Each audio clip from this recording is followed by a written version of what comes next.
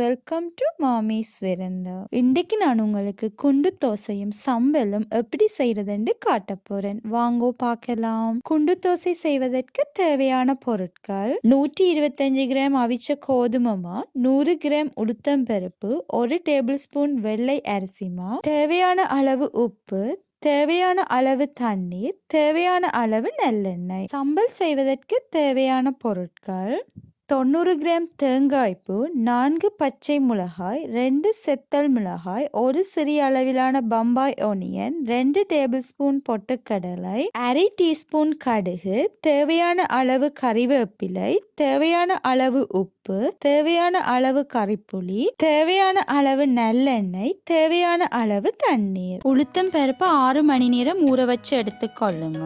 ஊற வச்ச உளுத்தம் பருப்பை மிக்சியில போட்டு அரைச்செடுப்போம். உளுத்தம் பருப்பை மிக்சியில போடுங்க. அது கூடவே சேர்த்து தண்ணியையும் விடுங்க. தண்ணியை நிறைய விடாமல் உளுத்தம்பருப்பின் மட்டத்துக்கு மேலால கொஞ்சம் நிக்கிற மாதிரி தண்ணியை விடுங்க. நல்ல பட்டை அரைச்செடுங்க. இது இப்ப நல்ல பட்டை அரைச்செடுத்தாச்சு. இது ஒரு பாத்திரத்துல போட்டுக்கொள்ளுவோம். அரைச்செடுத்த உளுத்தம் பருப்போட அவிச்ச கோதுமை மா, வெள்ளை அரிசி மா போட்டு மிக்ஸ் பண்ணுங்க. குளிர்காலத்துல தோசை புளிக்கிறதுக்காக அரை டீஸ்பூன் ஈஸ்ட் போட்டு மிக்ஸ் பண்ணி புளிக்க வச்சா நல்லா புளிச்சு வரும். ஆனா நான் இன்னைக்கு ஈஸ்ட் பாவிக்கல. தண்ணிய கொஞ்சம் கொஞ்சமா விட்டு குழையுங்க. தண்ணி விடும்போது கிரைண்டரை கழுவி தண்ணிய விடலாம். நான் உங்களுக்கு குண்டு தோசைமா எப்படி அரைச்சு புளிக்க வைக்கிறது என்று காட்டுறதுக்காகத்தான் இதை நான் இன்னைக்கு அரைச்சு புளிக்க வைக்கிறேன்.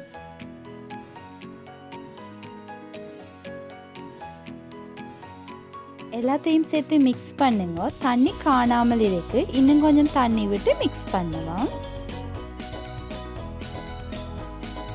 நான் கையால குழைச்செடுக்க போறேன். திரும்பவும் கொஞ்சம் தண்ணி விட்டு குழைப்போம். மாவை மிக்ஸ் பண்ணும்போது கட்டியல் இல்லாம மிக்ஸ் பண்ணுங்க. மாவை கட்டியல் இல்லாம நல்லா மிக்ஸ் பண்ணி எடுத்தாச்சு. இந்த பதத்துக்கு இருக்கணும். மாவை மூடி 12 மணி நேரம் புளிக்க வைப்போம். நான் இன்றைக்கு பச்சை மிளகாய் சம்பல் தான் அரைக்கிறேன். மிக்சியில பச்சை மிளகாய், கொஞ்சம் கறிவேப்பிலை, தேவையான அளவு உப்பு, கொஞ்சம் தண்ணி விட்டு அரைச்சிடுங்க. குண்டு தோசைக்கு நார்மலா பச்சை மிளகாய் சம்பல் தான் அரைச்சு சாப்பிடுறவங்க. நீங்க விரும்பினா செத்த மிளகாய் சம்பல் அரைச்சும் சாப்பிடலாம். பிறகு தேங்காய்ப்பூ, வெங்காயம், பொட்டுக்கடலை, தண்ணி கொஞ்சம் விட்டு அரைச்செடுங்க. குண்டு தோசைக்கு சம்பல் அரைக்கும் போது கொஞ்சம் தண்ணி பதமா தான் அரைச்செடுக்கணும். இதை இனி தாளிச்செடுப்போம். அடுத்து அடுப்பை ஆன் பண்ணி பேன் சூடானதும் 1 டேபிள் ஸ்பூன் நல்லெண்ணெய் விடுங்க. ஆயில் ஹீட் ஆனது முதல்ல கடுகு போடுங்க. கிளறி விடுங்க. கடுகு போட்டு வெடிச்சு வந்ததும் செத்தல மிளகாய், கொஞ்சம் கறிவேப்பிலை போட்டு கிளறுங்க. அடுத்து கறிப்புளிய கரைச்சு விடுங்க. மிக்ஸ் பண்ணுங்க. புளிய சூடாக்கிட்டு சம்பலோட சேர்த்தா நீங்க அடுத்த நாளும் பாவிக்கலாம். சம்பலும் பழுதா போகாம இருக்கும். பிறகு அரைச்செடுத்து சம்பல போட்டு மிக்ஸ் பண்ணுங்க. ஒரு கொதி வரை அடுப்பை ஆஃப் பண்ணி கொள்ளுங்க.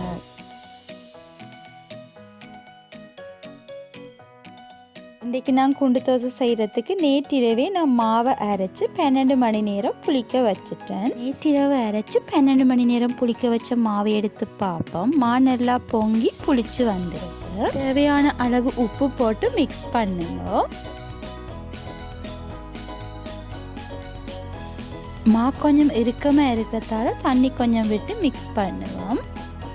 இப்போ மிக்ஸ் பண்ணி எடுத்தாச்சு. இந்த பதத்துக்கு மா இருந்தால் சரி. அடுத்து அடுப்பை ஆன் பண்ணி பேன் சூடானதும் ஒவ்வொரு குழிக்குள்ளையும் நல்லெண்ணெய் விடுங்க. குண்டு தோசை செய்யும் போது நல்லெண்ணெய் கொஞ்சம் கூடவா விட்டுத்தான் செய்யணும். அப்பதான் தோசை நல்ல மொறுமொறுப்பாகவும் டேஸ்டாகவும் எடுக்கும் போது ஈஸியாகவும் இருக்கும். எண்ணெய் சூடானதும் தோசை மாவை ஒவ்வொரு குழியிட மட்டத்துக்கும் அளவா விடுங்க.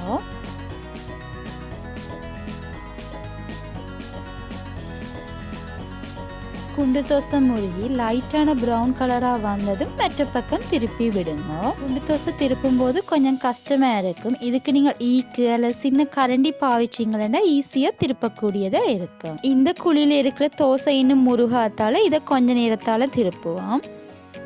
இப்ப குண்டு தோசை நல்லா முருகி வந்துட்டுது. இதை இப்ப எடுத்து பிரிம்பான ஒரு பாத்திரத்துல வச்சுக்கொள்ளுவோம்.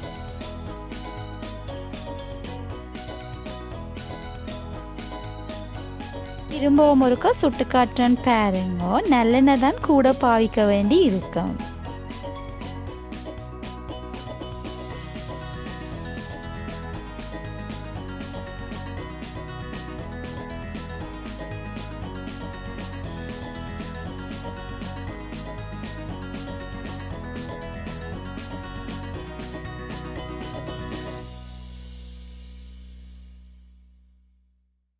இதோ பாருங்கள் மாமீஸ், குண்டு தோசையும் சம்பலும். நீங்களும் ட்ரை பண்ணலாம். உங்களுக்கு இந்த வீடியோ பிடிச்சிருந்தா லைக் பண்ணுங்க, கமெண்ட் பண்ணுங்க, மறக்காம சப்ஸ்கிரைப் பண்ணி பெல் பட்டனை கிளிக் பண்ணுங்க.